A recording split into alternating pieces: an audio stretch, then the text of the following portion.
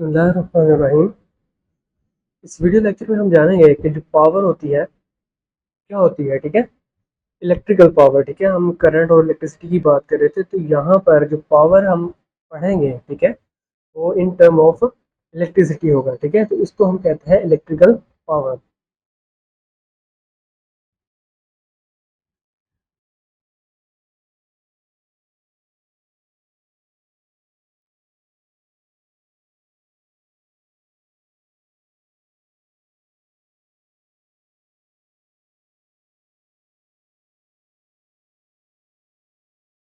Electrical power जो होती है वो क्या होती है, ठीक है जी।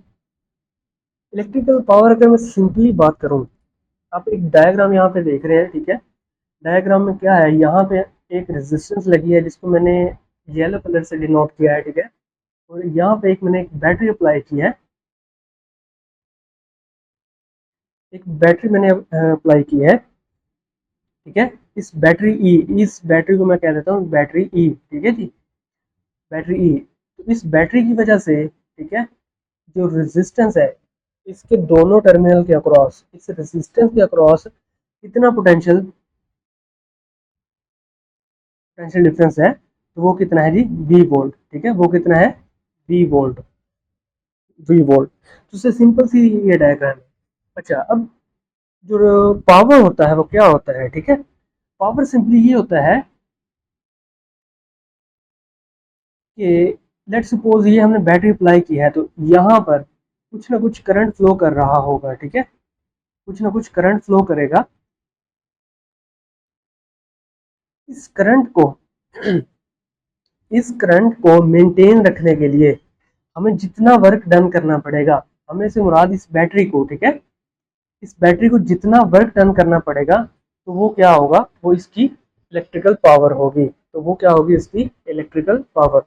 तो अगर मैं सिंपली वर्ड में इसको एक्सप्लेन करना चाहूँ तो मैं इसको लिख सकता हूँ, power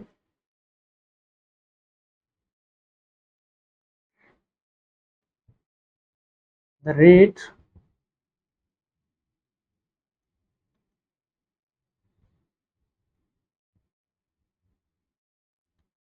at which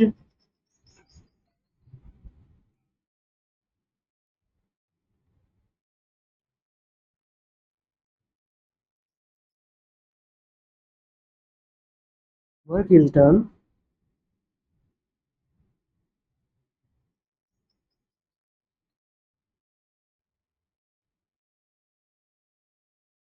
to maintain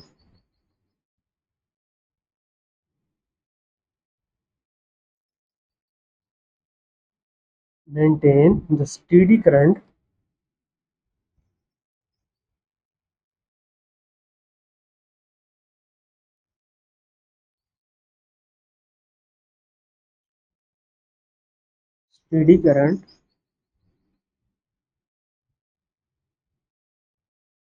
in circuit।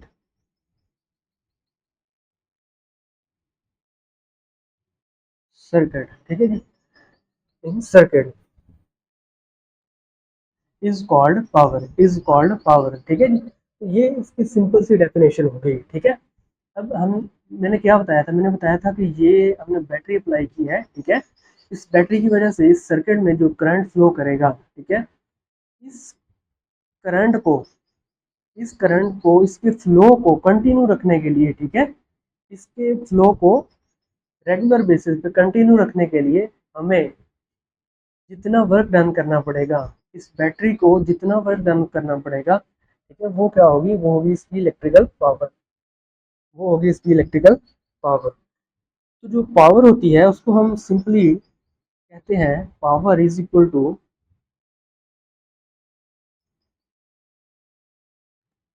Energy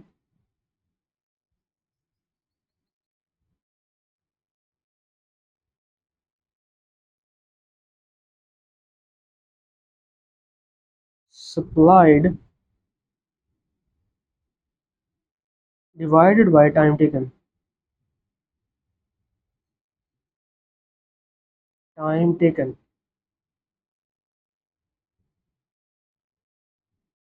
ठीक है। इस फार्मूले को सिंपली इस तरह से ले सकते हैं, ठीक है, हमें कितने टाइम के लिए, हम कितने टाइम के लिए किसी रेजिस्टेंस में से, ठीक है, किसी रेजिस्टेंस में से करंट पास कर रहे हैं, उस करंट को हम एनर्जी सप्लाई कर रहे हैं, तो वो क्या होगी उसकी इलेक्ट्रिकल पावर, इलेक्ट्रिकल पावर। ठीक है जी। अच्छा,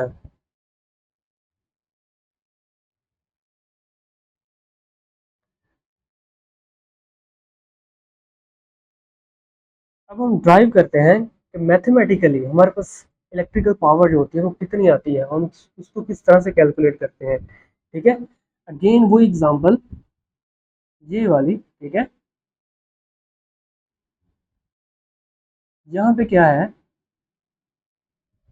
आपको एक बैटरी नजर आ रही है, ठीक है, जिसको मैंने कहा कि ई है। ठीक है, इस बैटरी की वजह से जो करंट फ्लो करेगा वो कितना है, आई है, वो आई करंट पास कर रहा है। ठीक है, और इस रेजिस्टेंस के अक्रॉस जो हमने इस सर्किट में लगाई है, ठीक है, इस बैटरी के पैरेलल में हमने जो लगाई है रेजिस्टेंस, उसके अक्रॉस पोटेंशियल कितना है, वो है वी वोल्ट, वो कितना है जी, वी वोल्ट। ठीक है, यहाँ पर क्या है कि लेट सपोज यहाँ पे delta Q charge, delta Q charge जो है वो मूव करेगा इस सर्किट में से। ठीक है, इस सर्किट में से डेल्टा क्यू चार्ज तो क्या है, मूव करेगा।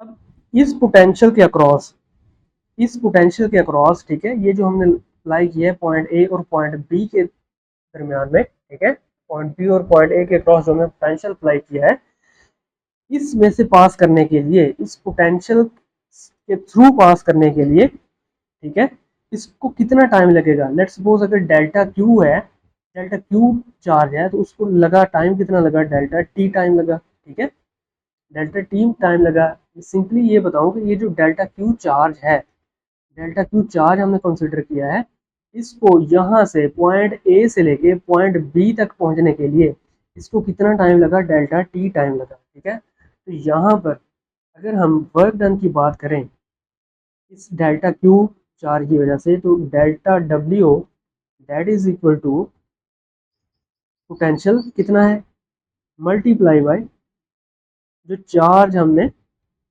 जो चार्ज यहाँ पे फ्लो करेगा, तो चार्ज यहाँ पे फ्लो करेगा। ठीक है, तो ये क्या होगा, ये वो वर्क होगा जो डेल्टा क्यू चार्ज को, ठीक है, वी पोटेंशियल के क्रॉस, वी पोटेंशियल के क्रॉस इसको गुजरने के लिए रिक्वायर होगा। ठीक है, ये वो वर्क होगा। ठीक है, इसको हम क्या कहते हैं, इसी को हम कह सकते हैं this is the work, this is the work to maintain the steady current through that circuit. यही वो एनर्जी है, ठीक है, यही वो एनर्जी है जो कि स्टेडी करंट को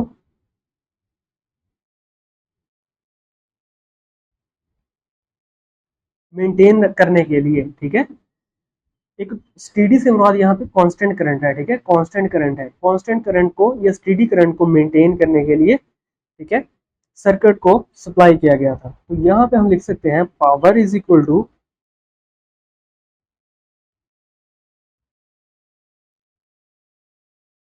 power is equal to energy supplied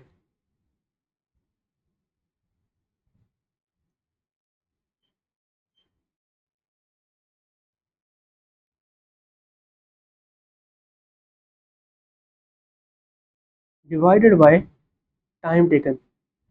यहाँ पे मैं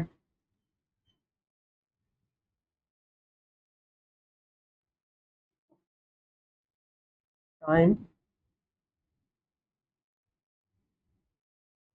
टाइम टेकन, हमें पता है ये जो एनर्जी सप्लाई है, ये जो एनर्जी सप्लाई है वो किसके इक्वल थी, वो इस वर्क के इक्वल थी। ठीक है, जो इसको स्टेडी करंट को मेंटेन करने के लिए, स्टेडी करंट को मेंटेन करने के लिए,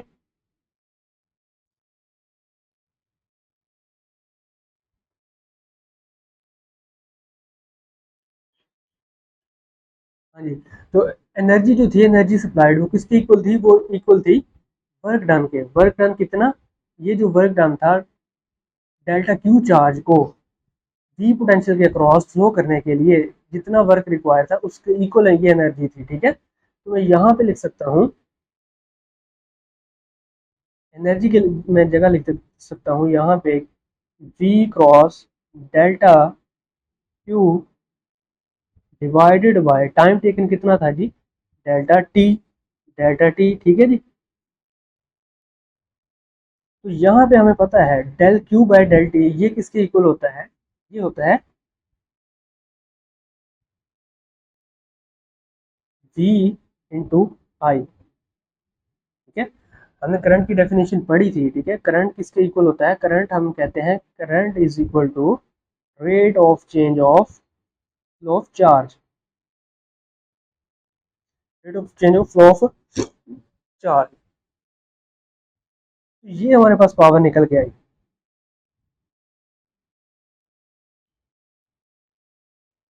ये वो पावर है जो कि स्टेडी करंट, ठीक है, को मेंटेन रखने के लिए, एक स्टेडी करंट को या एक कांस्टेंट करंट को, ठीक है, ये जो रेगुलर करंट जो गुजर रहा है उसको मेंटेन रखने के लिए हमें सप्लाई करना पड़ेगा।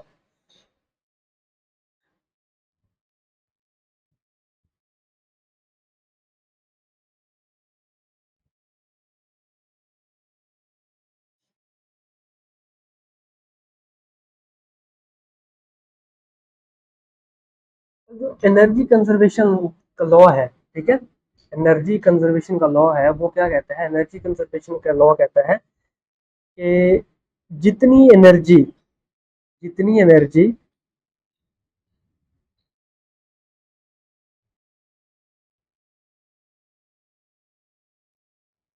जितनी एनर्जी आप लगाएंगे, ठीक है, उतनी एनर्जी आप लॉस भी करेंगे, ठीक है। जितनी एनर्जी आप लगा रहे हैं उतनी एनर्जी आप लॉस भी कर रहे होते हैं, ठीक है जी। तो यहाँ पे अगर मैं लिखना चाहूँ एनर्जी कंजर्वेशन,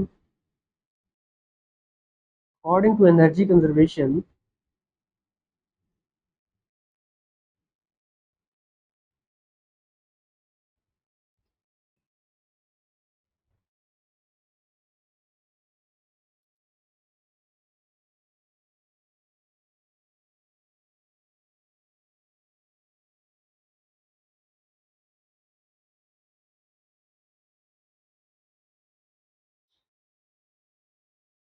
एनर्जी कंजर्वेशन के अकॉर्डिंग, ठीक है, जितनी एनर्जी जितनी एनर्जी रेजिस्टेंस के अक्रॉस, ठीक है जी, रेजिस्टेंस के अक्रॉस लॉस होगी उतनी ही एनर्जी बैटरी जो है उसको सप्लाई करेगी, उतनी ही एनर्जी उसको बैटरी जो है उसको सप्लाई करेगी, इस चार्ज डेल्टा, जो डेल्टा क्यू चार्ज है उसको, ठीक है जी, डेल्टा क्यू चार्ज जो है उसको, ठीक है। तो मैं यहाँ पे लिख सकता हूँ, यहाँ पे मैं कलर चेंज कर लेता हूँ जी,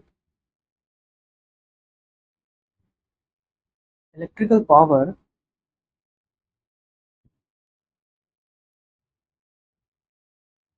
power dissipated through resistance,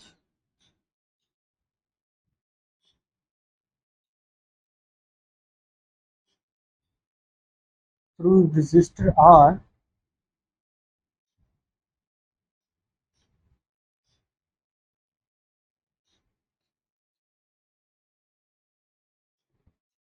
will be equal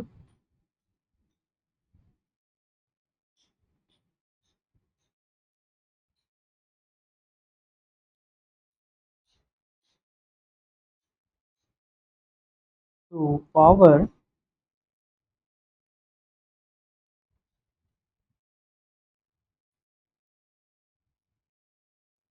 supplied by battery,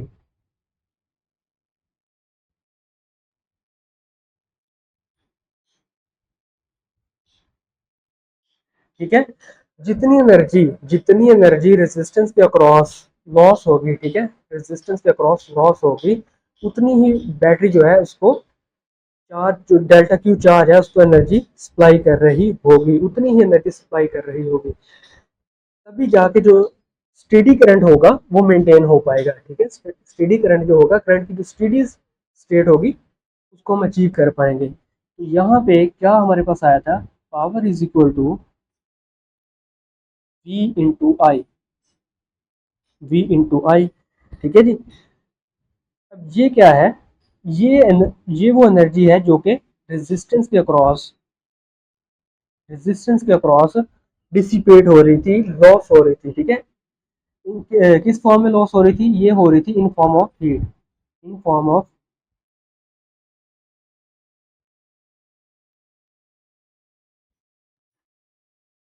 in form of heat, ठीक है जी। अब ओहम्स लॉ जो है वो हमें क्या कहता है, वो हमें कहता है V is equal to I R, ठीक है, V is equal to I R. तो यहाँ पे अगर मैं इस V की जगह, ठीक है, ये वाला V इसकी वैल्यू पुट कर दो, V is equal to I R, तो यहाँ पे हमारे पास पावर कितना बनेगा, power is equal to I R into I. तो ये हमारे पास आया I square into R, I square into R, ठीक है जी। या फिर हम इसको एक दूसरी फॉर्म में लिख सकते हैं, या फिर हम इसको लिख सकते हैं power is equal to I square R, ठीक है। ओम्स लॉ क्या था, ओम्स लॉ था V is equal to I R, ठीक है। तो यहाँ पे अगर मैं I की वैल्यू निकालूं, I is equal to V by R, V by R, तो यहाँ पे बना V बाय आर का स्क्वायर इंटू आर, ठीक है। तो यहाँ पे अगर इसको मैं सिंप्लीफाई करूँ तो यहाँ पे बनेगा V square divided by R, V square divided by R. तो ये वो एनर्जी होगी, ठीक है, ये वो एनर्जी होगी जो रेजिस्टेंस के अक्रॉस जो है वो लॉस हो रही होगी, ठीक है, रेजिस्टेंस के अक्रॉस लॉस हो रही होगी। बट ये एनर्जी जो है, इतनी ही एनर्जी जो है वो बैटरी जो रेजिस्टेंस को सप्लाई कर रही होगी, ठीक है। अगर हम इसकी यूनिट की बात करें, पावर की यूनिट की बात करें, तो इसका एसआई यूनिट होता है, एसआई यूनिट होता है इसका जी वॉट, एसआई यूनिट इसका जो होता है वॉट होता है, ठीक है जी। अब वॉट की जो अगर डेफिनेशन हम करना चाहें, वॉट की अगर हम डेफिनेशन हम करना चाहें, तो हम इसको लिख सकते हैं कि इफ 1 एम्पेयर करंट जो है वो passing through a conductor due to the potential difference of 1 volt is called 1 watt, ठीक है जी। अगर किसी रेजिस्टेंस के अक्रॉस हमने 1 वोल्ट 1 वोल्ट हमने पोटेंशियल अप्लाई किया है, और उस पोटेंशियल की वजह से, ठीक है, जो हमने स्टेडी करंट मेंटेन किया है वो कितना है, 1 एम्पेयर है, तो उसकी जो पावर होगी वो कितनी होगी, 1 वाट होगी। तो उसकी पावर कितनी होगी, 1 वाट।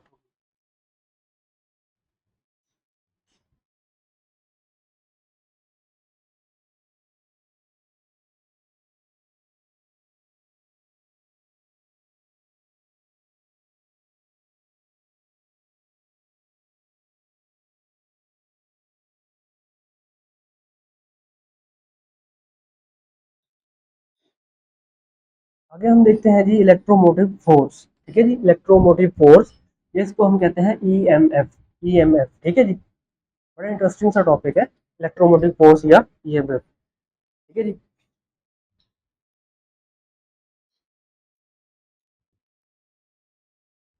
इलेक्ट्रोमोटिव फोर्स, लेट्स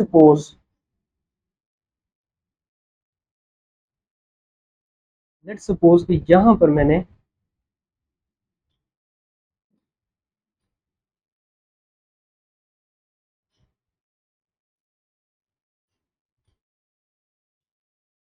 एक बैटरी लगाई हुई है,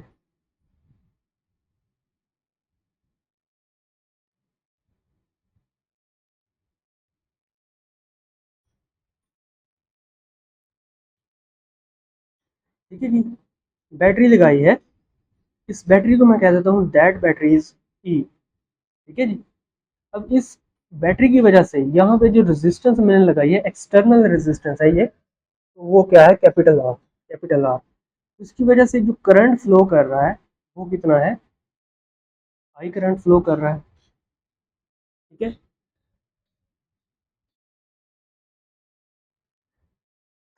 ईएमएफ जो होता है ना, ईएमएफ सिंपली यहाँ पर जो होता है हमें पता है, जो करंट होता है वो कितना, वो क्या होता है,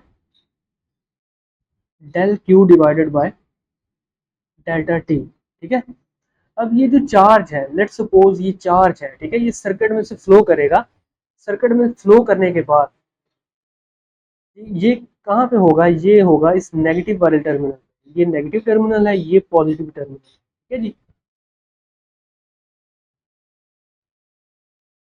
नेगेटिव टर्मिनल है, ये पॉजिटिव टर्मिनल। अब ये जो चार्ज है, ठीक है, यहाँ से ये निकला, यहाँ से ये निकला चार्ज, ठीक है, तो ये कहाँ पे आया, यहाँ पे आया। अब यहाँ पे ये नेगेटिव टर्मिनल पे आ गया, ठीक है। अब नेगेटिव टर्मिनल से इसको दोबारा पॉजिटिव टर्मिनल की तरफ आने के लिए, इस यूनिट चार्ज की मैं बात कर रहा हूँ, ठीक है, एक सिंगल चार्ज के लिए मैं बात कर रहा हूँ।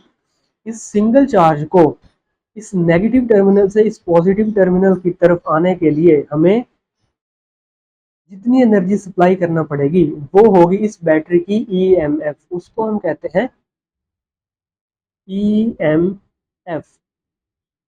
ईएमएफ इलेक्ट्रोमोटिव फोर्स, ठीक है जी, इलेक्ट्रोमोटिव फोर्स, ठीक है। तो यहाँ पे अगर हम इसको डिफाइन करना चाहें तो मैं इसको लिख सकता हूँ,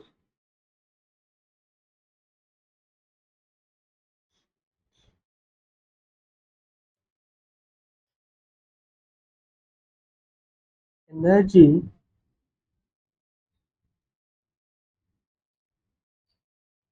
supplied to a unit charge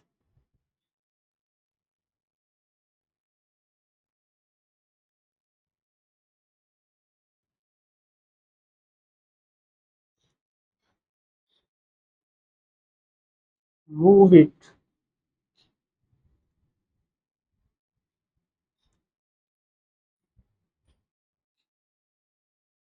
from negative to positive terminal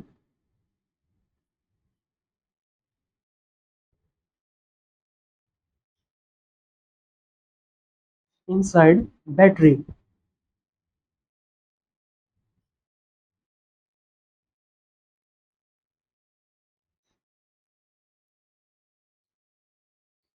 inside battery is called EMF, ठीक है, इज कॉल्ड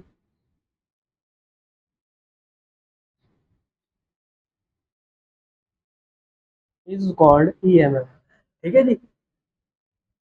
वो पॉजिटिव टर्मिनल से एक यूनिट चार्ज जो है वो मूव कर रहा है, ठीक है, और जिसमें से होता हुआ नेगेटिव टर्मिनल पे पहुंचा।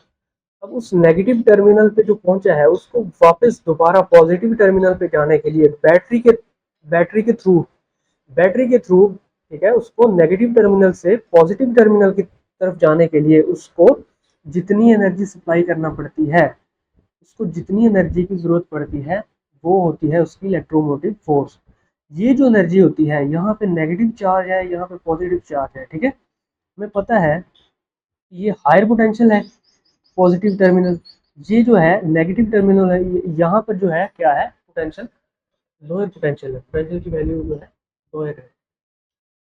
अब इसको लोअर पोटेंशियल से हायर पोटेंशियल की तरफ जाने के लिए बैटरी जो है वो इसको एनर्जी सप्लाई करेगी, तो वही एनर्जी जो इस यूनिट चार्ज को इस नेगेटिव टर्मिनल से या इस लो पोटेंशियल टर्मिनल से हायर पोटेंशियल टर्मिनल की तरफ जाने के लिए प्रोवाइड की जाएगी, उसी को हम कहते हैं ईएमएफ, ठीक है जी, उसी को हम कहते हैं EMF.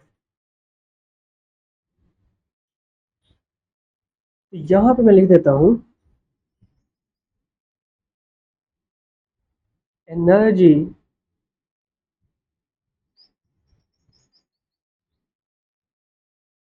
EMF is equal two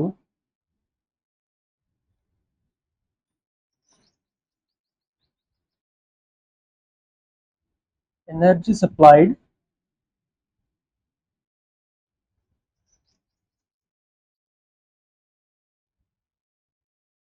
divided by charge.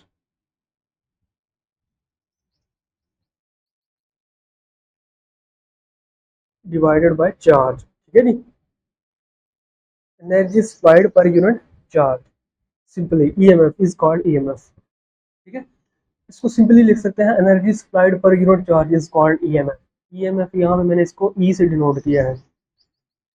यहाँ पे एनर्जी कितनी सप्लाई करनी पड़ेगी, एनर्जी सप्लाई करनी पड़ेगी वर्क डन के इक्वल, ठीक है।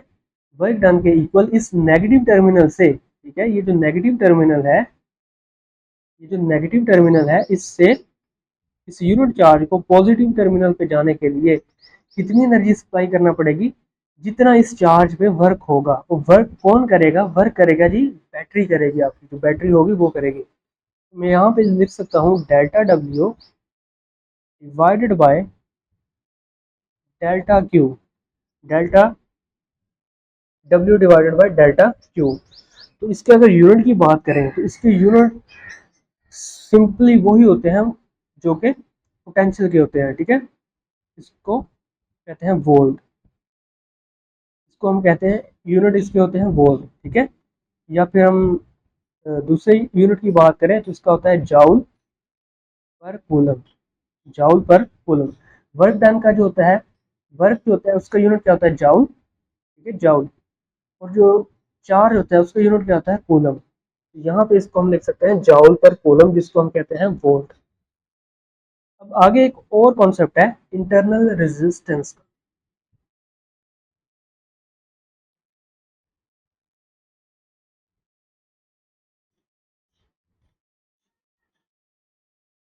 इंटरनल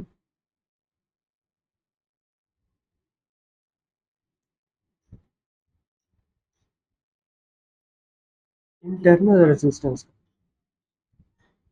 सिंपल अगर मैं आपको बताऊं, ठीक है, इंटरनल रेजिस्टेंस क्या होती है।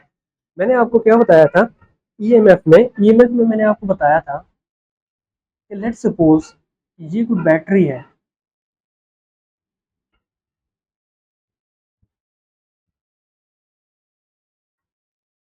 ठीक है। यहाँ पे इसका नेगेटिव टर्मिनल है, ये इसका पॉजिटिव टर्मिनल है, ठीक है। ये इसका पॉजिटिव टर्मिनल है, ये इसका नेगेटिव टर्मिनल है। अब ये यहाँ पर जो चार्ज है उसको उस नेगेटिव टर्मिनल से पॉजिटिव टर्मिनल पे जाने के लिए, ठीक है, नेगेटिव टर्मिनल से इस पॉजिटिव टर्मिनल पे जाने के लिए हम जो एनर्जी सप्लाई करते हैं वो क्या होती है, ईएमएफ। वो क्या होती है उसकी ईएमएफ, जिसको हमने डिनोट किया था ई से। अब यहाँ पर जो है चार्ज क्या है, लोअर पोटेंशियल पे है, हमने इसको लेके जाना है हायर पोटेंशियल पे। और हायर पोटेंशियल पे लेके जाना है तो हमें इसको एनर्जी सप्लाई करना पड़ेगी, ठीक है। अब ये चार्ज लोअर पोटेंशियल से हायर पोटेंशियल की तरफ जाते हुए जो रेजिस्टेंस फेस करेगा, ठीक है, जो अपोजिशन फेस करेगा, ठीक है, उसी को हम कहते हैं, that is called internal resistance, ठीक है, इंटरनल रेजिस्टेंस। यहाँ पे अगर मैं इसको डेफिनेशन करना चाहूँ,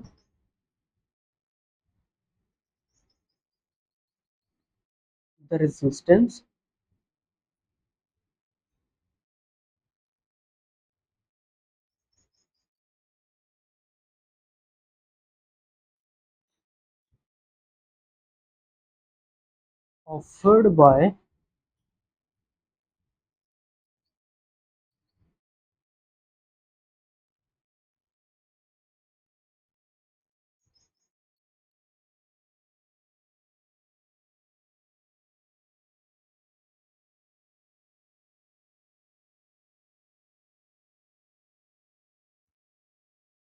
offered by battery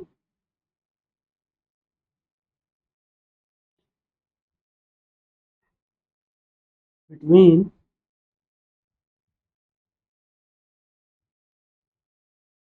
terminal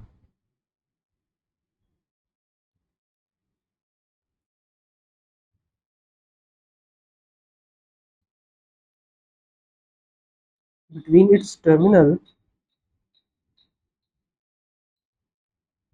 to flow of charge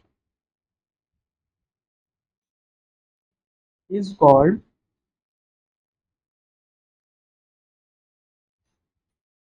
is called internal resistance.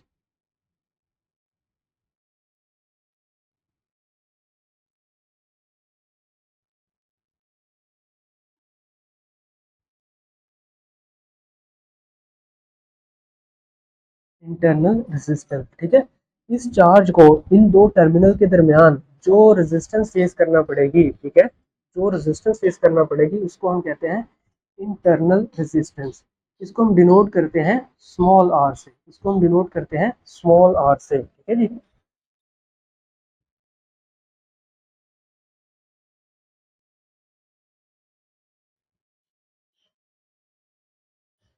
अब देखिए एक और चीज होती है टर्मिनल पोटेंशियल, ठीक है, टर्मिनल पोटेंशियल। लेट्स सपोज कि यहाँ पर मैंने एक बैटरी लगाई है, ये इसका नेगेटिव टर्मिनल है,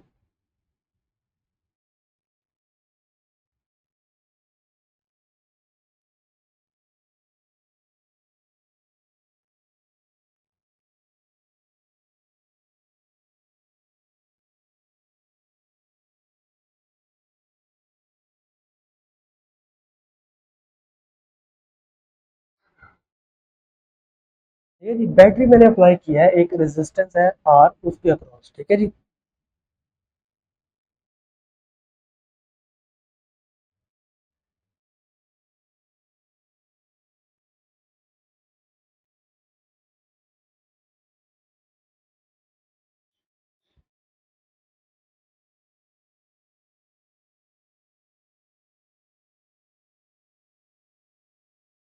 टर्मिनल पोटेंशियल,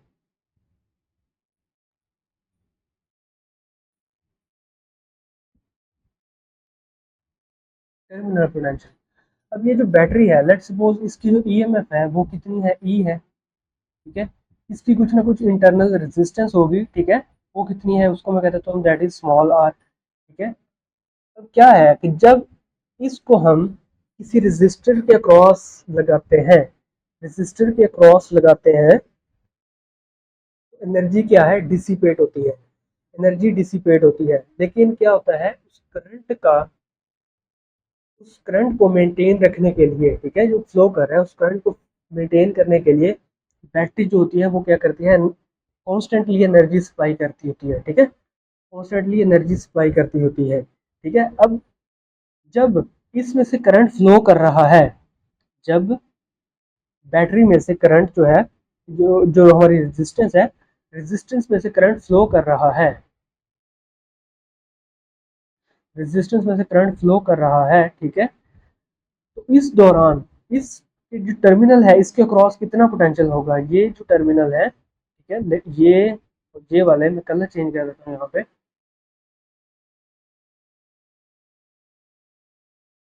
ये जो टर्मिनल है, ठीक है, इसके क्रॉस कितना पोटेंशियल होगा,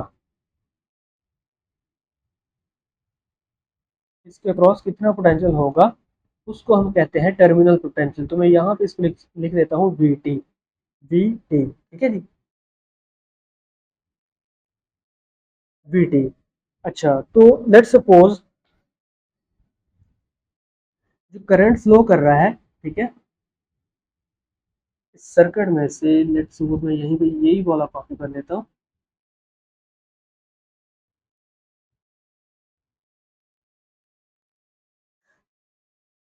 यहाँ पर जो करंट फ्लो कर रहा है वो कितना है, आई, इसकी वजह से, ठीक है, ये जो हमने ईएमएफ लगाई है इसकी वजह से जो रेजिस्टेंस के क्रॉस पोटेंशियल है वो कितना है, वी वोल्ट, वो कितना है, V volt.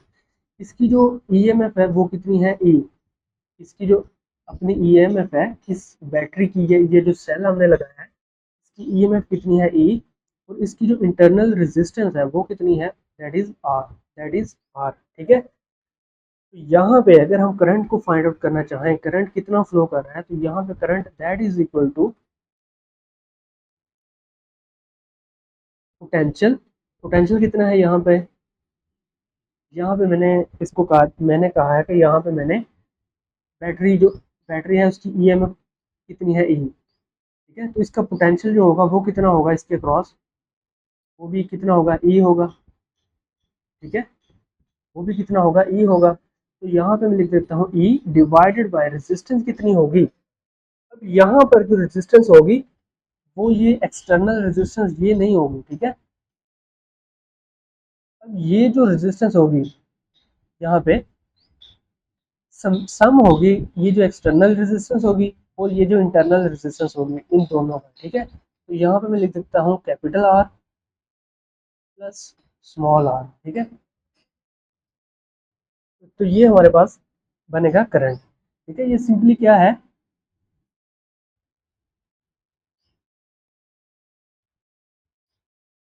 I is equal to V by R, ठीक है, वी बाय आर वाला फार्मूला, सिंपल। लेकिन यहाँ पर हमने जो बैटरी लगाई है, ठीक है, उसकी ईएमएफ कितनी है, ई है, ठीक है। जितनी ईएमएफ की बैटरी होगी उतना ही रेजिस्टेंस के क्रॉस पोटेंशियल होगा, ठीक है। लेट्स सपोज यहाँ पे अगर 5 वोल्ट की बैटरी मैंने लगाई है, ठीक है, 5 वोल्ट की बैटरी मैंने लगाई है, तो ये जो रेजिस्टेंस होगी इसके क्रॉस जो पोटेंशियल होगा, पोटेंशियल डिफरेंस, वो भी 5 वोल्ट का होगा, ठीक है। तो इसलिए मैंने लिखा है I is equal to E divided by total resistance कितनी होगी, total resistance internal plus external, ठीक है। तो यहाँ पे बनेगा आई आर। तो यहाँ पे अगर मैं देखूँ, ये जो डिनोमिनेटर में है इसको मैं यहाँ पे मल्टीप्लाई कर देता हूँ आई के साथ। तो यहाँ पे लिख देता हूँ I into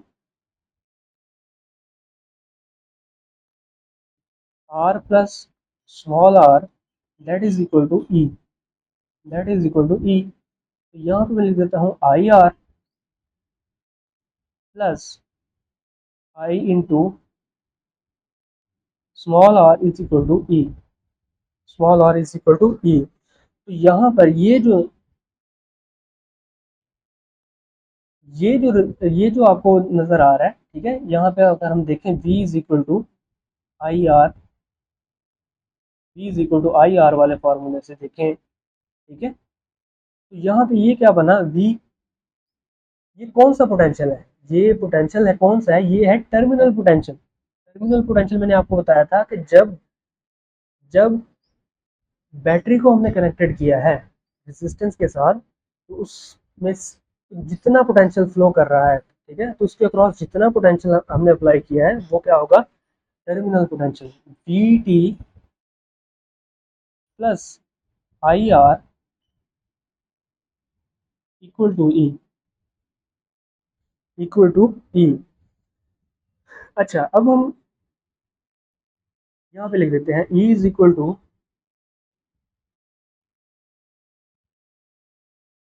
we T plus I R. अगर इंटरनल रेजिस्टेंस जो है बैटरी की, ठीक है, बैटरी की इंटरनल रेजिस्टेंस जीरो है, इट मीन कि R is equal to zero, तो पोटेंशियल कितना होगा, तो ईएमएफ कितनी होगी, ईएमएफ होगी EMF is equal to V T, ठीक है। यहाँ पे हम आई आर पुट करेंगे, यहाँ पर अगर हम आई आर पुट करेंगे तो कितना हो जाएगा, जीरो हो जाएगा, कितना हो जाएगा, जीरो, ठीक है।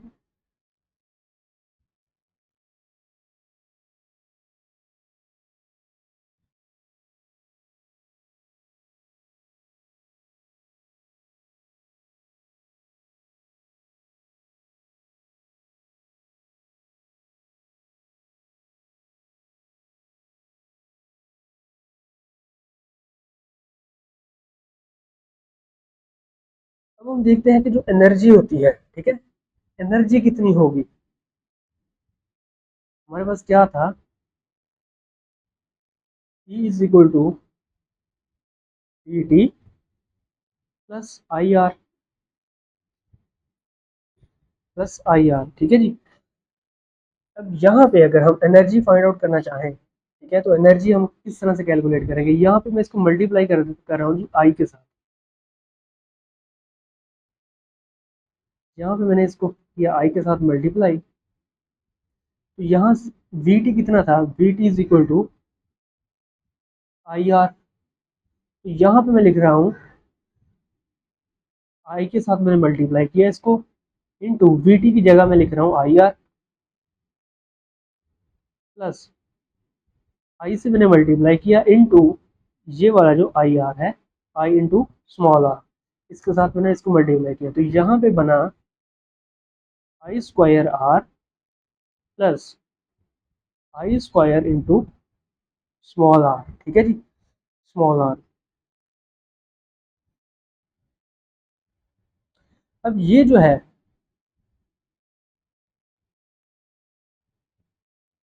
आई ई, आई ई जो है ये क्या है, मैं यहाँ पे इसको लिख देता हूँ,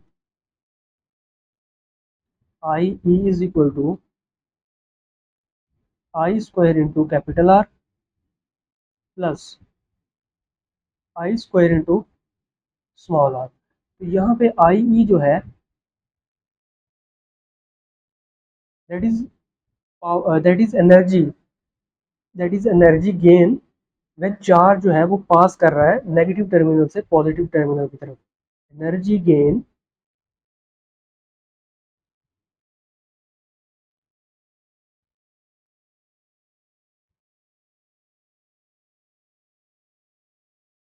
as charge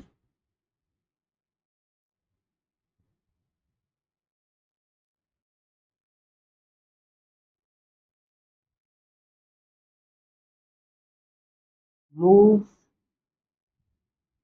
from negative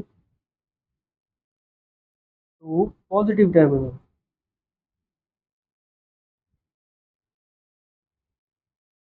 positive terminal, ठीक है। तो यहाँ पर जो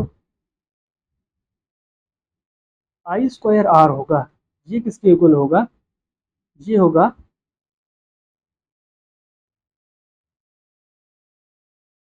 energy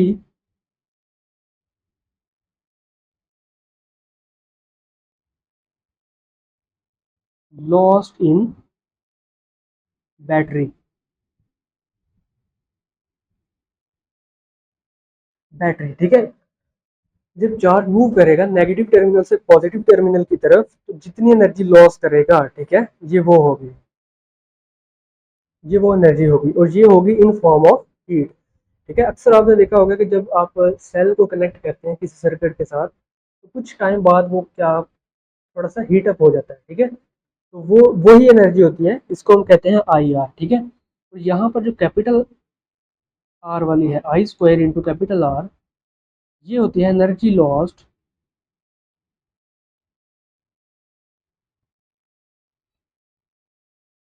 energy lost through external resistance, through external resistance.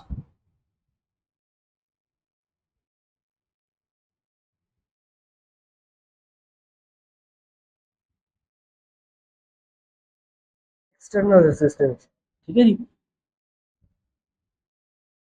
तो यहाँ पे अगर हम बात करें कंक्लूजन की, हम यहाँ पे क्या कंक्लूजन निकालते हैं, हम यहाँ पे सिंपली ये कंक्लूजन निकालते हैं जो ईएमएफ है, ठीक है, ईएमएफ है, ये क्या होती है, ये कॉज होती है, ठीक है।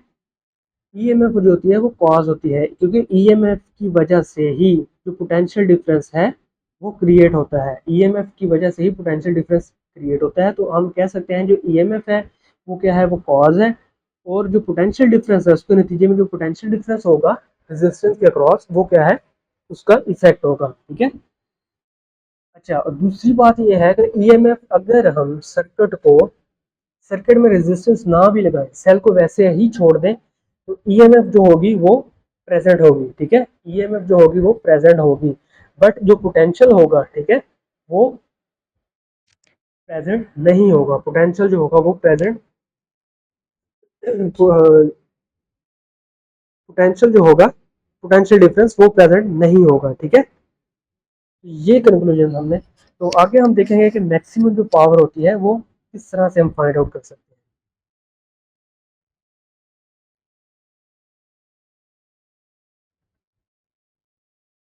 बड़ी लंबी हो गई है यार।